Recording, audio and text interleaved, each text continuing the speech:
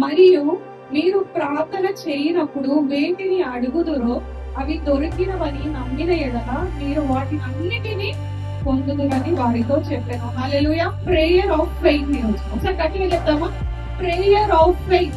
So మనం Bible లో చూసినట్టయితే Elijah the way he prayed, దేవా నువ్వు ఈ క్షణమే నేను నిన్ను మొరపెడుతున్నావు, ఎంత పవర్ఫుల్ గా ప్రేయర్ చేస్తాడు కదా.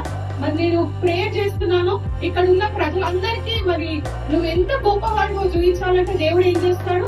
ఆకాశం నుంచి అగ్నిని గుర్తిస్తాడు కదా. హల్లెలూయా. ఎంత ఫెయిత్ తో ప్రార్థన చేస్తాడు ఎలైజా. సరే, ఈ రోజు నీ ప్రార్థన నా ప్రార్థన ఎలా ఉంది ఒక్కసారి మనం జ్ఞాపకం చేసుకోవాలి. మనం ప్రార్థన చేసిన వెంటనే ఆన్సర్ వస్తుందా?